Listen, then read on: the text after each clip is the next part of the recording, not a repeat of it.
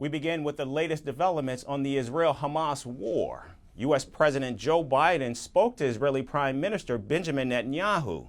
Now, this was the first call between the two leaders in over a month. The rift between the two allies has deepened over the ongoing war in Gaza. The White House says the discussion centered around two sticking points: a looming Israeli offensive in Rafah, a city that is currently sheltering more than 1 million Palestinians, and getting more humanitarian aid into the Gaza Strip. Earlier today, President Biden spoke with Prime Minister Netanyahu, as you all have heard. The two leaders discussed the latest developments in Israel and Gaza, and they spoke about the state of Israel's military operations.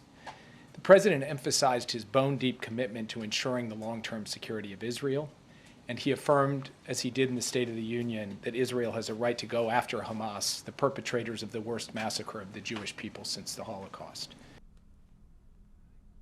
Now, President Biden has voiced deep concerns over Israel's plans to invade Rafah, calling it a mistake.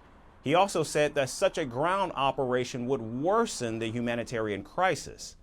Effectively, President Biden has ruled out any potential support for the Rafah invasion.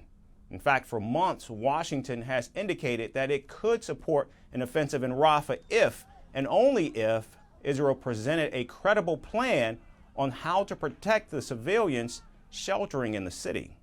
First, more than 1 million people have taken refuge in Rafah. They went from Gaza City to Khan Yunis and then to Rafah. And they have nowhere else to go. Gaza's other major cities have largely been destroyed. And Israel has not presented us or the world with a plan for how or where they would safely move those civilians, let alone feed and house them and ensure access to basic things like sanitation. But a major ground operation there would be a mistake. It would lead to more innocent civilian deaths, worsen the already dire humanitarian crisis, deepen the anarchy in Gaza, and further isolate Israel internationally. Now, President Biden has also asked Benjamin Netanyahu to send a senior delegation of military and intelligence officers to Washington to discuss the issue and find an alternative approach in Rafah. The Prime Minister has surprisingly agreed, and the meeting will likely occur within the next week.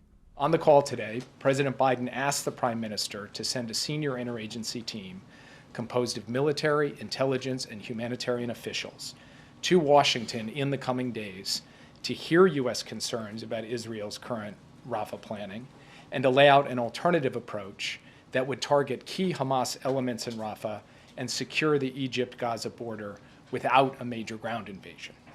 The Prime Minister agreed that he would send a team. Obviously, he has his own point of view on a Rafah operation, but he agreed that he would send a team to Washington to have this discussion and have this engagement.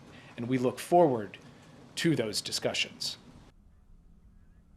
Now, it's also been reported that Netanyahu told President Biden that Israel was in fact committed to achieving its goals in Gaza, while also providing necessary humanitarian aid to the Palestinian enclave. In fact, earlier, Prime Minister Benjamin Netanyahu said the IDF will evacuate civilians to areas in North Rafah before beginning the operation. He also declared that he had approved the military's plan for Rafah. President Biden and Prime Minister Netanyahu also discussed the ongoing negotiations for an immediate ceasefire in return for the release of hostages held by Hamas. Now, the relationship between the two leaders has been fraught in recent months as frustration inside the White House continues to mount over Netanyahu's rejection of U.S. advice on the ongoing war in Gaza. In fact, just last week, Senate Majority Leader Chuck Schumer described Netanyahu as an obstacle to peace and called for new elections in Israel. Now, Senator Schumer is the highest-ranking Jewish elected official in the U.S. government, but he's also a staunch Israel supporter.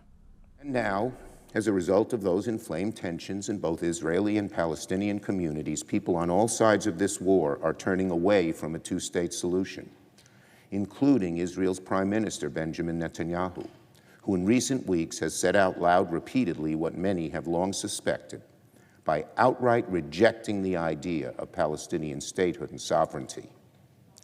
As the highest-ranking Jewish elected official in our government, and as a staunch defender of Israel, I rise today to say unequivocally, this is a grave mistake for Israel, for Palestinians, for the region, and for the world. The fourth major obstacle to peace is Israeli Prime Minister Benjamin Netanyahu, who has all too frequently bowed to the demands of extremists like Ministers Smotrich and Ben-Gvir and the settlers in the West Bank.